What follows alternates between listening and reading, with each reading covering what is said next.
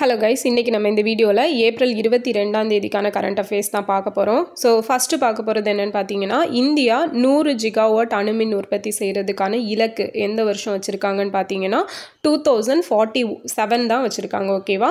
அதே போல் இந்த அணுமின் உற்பத்தி அப்படின்னு பார்க்கும்போது நம்ம இது வரைக்கும் நடந்த சில உலகத்திலேயே ரொம்ப ஒரு ட்ராஜடிக்கான இந்த அணு உலை விபத்துகள், ஸோ விஷவாயு கசிவு, அது மட்டும் ஒரு 3 நியூஸ் பேப்பர்லேயே கொடுத்துருந்தது, அது மட்டும் பார்த்துக்கலாம். ஸோ ஜப்பான் புகுஷிபா அணு உலை விபத்து அப்படிங்கிறது 2011 நடந்திருக்கும். போபால் விஷவாயு விபத்து, ஸோ இது வந்து 1984 டிசம்பர் அந்த 2-3 மிட் நைட் அந்த டைமில் நடந்திருக்கும். ஓகேவா? ஸோ இது வந்து ப்ரீவியஸ் இயர் கொஷின் தான்.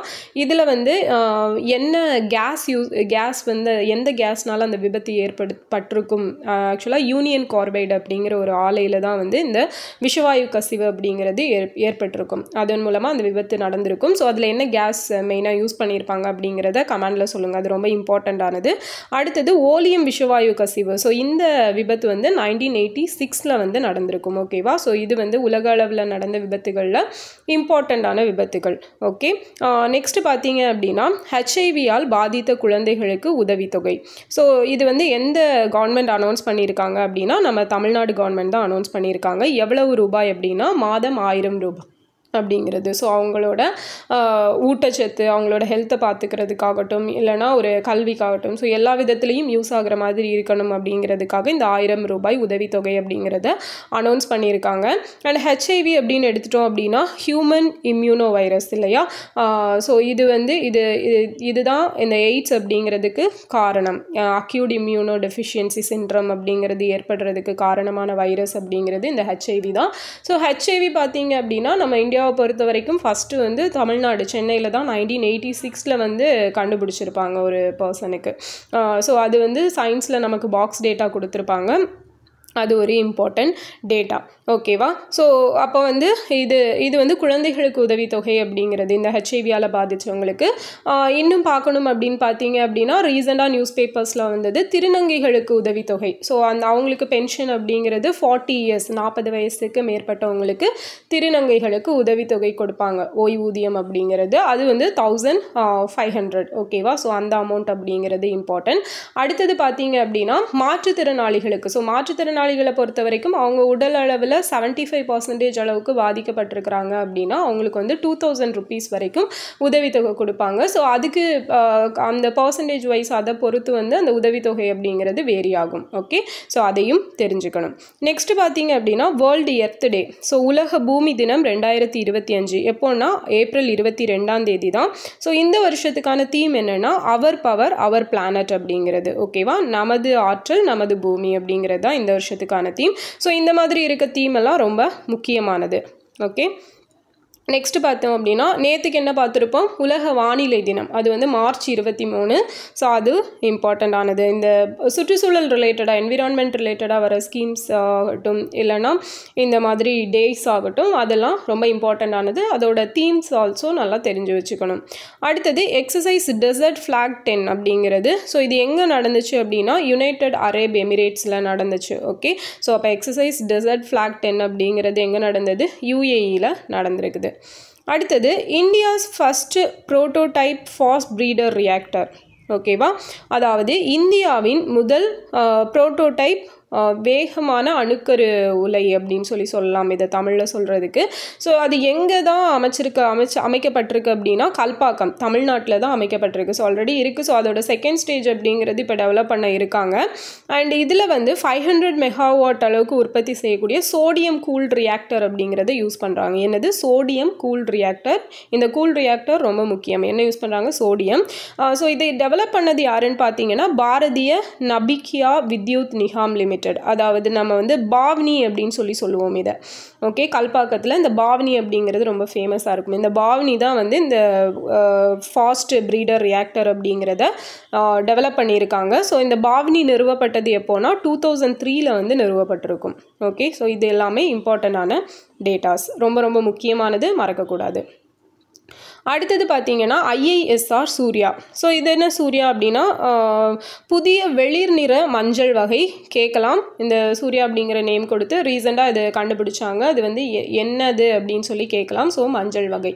ஓகே, ஸோ இதை யார் மேக் பண்ணியிருக்கா அப்படின்னா ICARம் இந்திய மசாலா ஆராய்ச்சி நிறுவனம். ஸோ இந்த இந்திய மசாலா ஆராய்ச்சி நிறுவனத்தை தான் IISRன்னு சொல்லுவாங்க, Indian institute of spices research. Okay, so ICAR வந்து எப்போ எஸ்டாப்ளிஷ் பண்ணியிருப்பாங்கன்னா 16 ஜூலை 1929.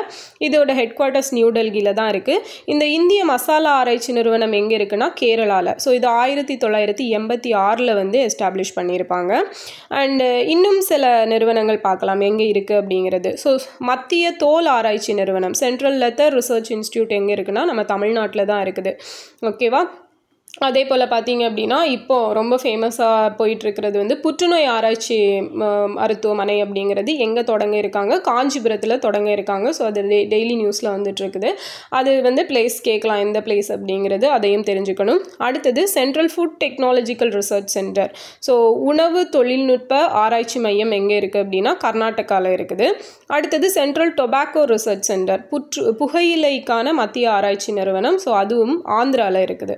ஓகேவா. ஸோ இதெல்லாம் இம்பார்ட்டண்ட் ஆனது தெரிஞ்சுக்கணும். ஓகேவா. இந்த IISR அப்படிங்கிறது வந்து SSC எக்ஸாம்ஸ்லலாம் நிறைய டைம் கேட்டிருக்காங்க. ஸோ அதை வந்து நோட் பண்ணிக்கோங்க. World's first fully renewable power city. So முழுவதுமாக புதுப்பிக்கப்பட்ட ஆற்றல் நகரம் அப்படின்னு சொல்லி எங்கே நிறுவப்பட இருக்குன்னா அமராவதியில். ஸோ அமராவதி எங்கே இருக்குது? ஆந்திராவோட கேபிட்டல் தான் வந்து அமராவதி. ஸோ இது மூலமாக 2700 மெகாவாட் அளவுக்கு தூய ஆற்றல் அப்படிங்கிறது தயாரிக்கப்பட இருக்குன்னு சொல்லியிருக்காங்க. ஓகேவா. அடுத்தது இந்தியாவின் முதல் மல்டி மாடல் தளவாட பூங்கா. So India's first multi model logistic park அப்படிங்கிறது. ஸோ இது எங்கே அமைக்கப்பட இருக்குது அப்படின்னா ஆக்சுவலாக இந்த ப்ராசஸ் போயிட்டுருக்கு. அசாமில் இருக்க ஜோஹி கோபா அப்படிங்கிற பிளேஸில் தான்.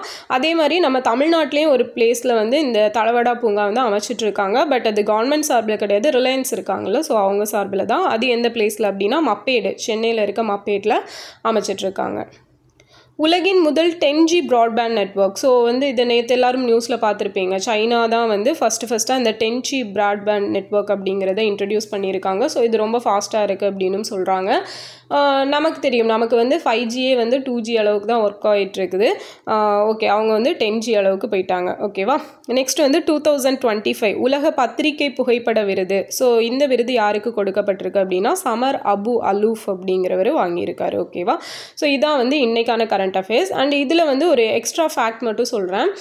நேற்றுக்கு நியூஸ் பேப்பரில் வந்து தேசிய மகளிர் ஆணையம் அப்படிங்கிறத பற்றி ஒரு நியூஸ் கொடுத்துருந்தாங்க. ஸோ நம்ம தேசிய மகளிர் ஆணையம் அப்படிங்கிறத பார்த்துடலாமா. So national commission for women. ஓகேவா. ஸோ அது வந்து national commission for women act அப்படிங்கிறது எப்போ கொண்டு வந்திருப்பாங்கன்னா 1990 கொண்டு வந்திருப்பாங்க. அதன்படி அதற்கான ஆணையம் அப்படிங்கிறது 1992 வந்து அமைக்கப்பட்டிருக்கும். ஸோ இதில் வந்து எத்தனை தலைவர் எத்தனை மெம்பர்ஸ் அப்படின்னு பார்த்தோன்னா ஒரு தலைவர் 5 மெம்பர்ஸ் அப்படிங்கிறவங்க இருப்பாங்க. ஸோ இவங்களோட பதவிக்காலம் எடுத்துட்டீங்க அப்படின்னா ஒவ்வொருத்தருக்கும் 3 வருஷம் அப்படிங்கிறது பதவிக்காலம். இந்த 5 பேரில் கண்டிப்பாக ஷெட்யூல் கேஸ்ட் ஷெட்யூல் ட்ரைப் சமூகத்தை சேர்ந்தவங்க இருக்கணும் அப்படிங்கிறது ஒரு முக்கியமான விஷயம்.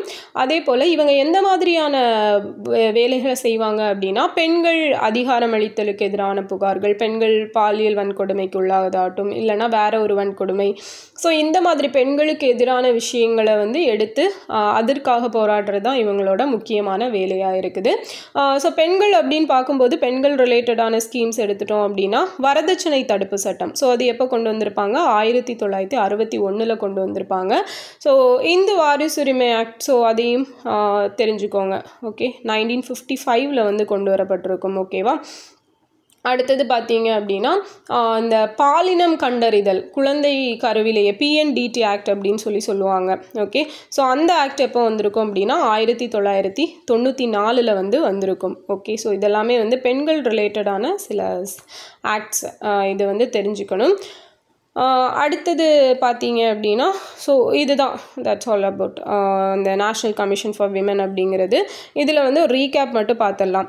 இந்தியா 100 ஜிகாவாட் அணுமின் உற்பத்தி செய்கிறதுக்கு இலக்கு 2047 வச்சுருக்காங்க. HIV பாதித்த குழந்தைகளுக்கான உதவித்தொகை தமிழ்நாடு வந்து 1000 ரூபாய் கொடுக்க போகிறாங்க. World Earth Day April 22. So theme பார்த்தீங்கன்னா our power our planet. Exercise Desert Flag 10 அப்படிங்கிறது யுனைடெட் அரேப் எமிரேட்ஸோடது. India's first prototype fast breeder reactor so எங்கே இருக்குன்னா கல்பாக்கம் தமிழ்நாட்டில் தான். IISR சூர்யா அப்படிங்கிறது ஒரு புதிய வெளிர் நிற மஞ்சள் வகை. World's first fully renewable power city எதுனா அமராவதி ஆந்திராவில் இருக்குது. இந்தியாவின் முதல் மல்டி மாடல் தளவாட பூங்கா அசாம் ஜோஹிகோபா. உலகின் முதல் 10G ப்ராட்பேண்ட் நெட்வொர்க் அப்படிங்கிறது சைனாவில் தான் ஃபஸ்ட்டாக கொண்டு வந்திருக்காங்க. 2025க்கான உலக பத்திரிகை புகைப்பட விருது சமர் அபு அல்லூஃப் அப்படிங்கிறவருக்கு கொடுத்துருக்காங்க. ஓகே, ஸோ இந்த டேட்டாஸ் எல்லாம் ரொம்ப ரொம்ப முக்கியமானது, நல்லா நோட் பண்ணி பார்த்துக்கோங்க. நெக்ஸ்ட் வீடியோவில் பார்க்கலாம். தேங்க்யூ.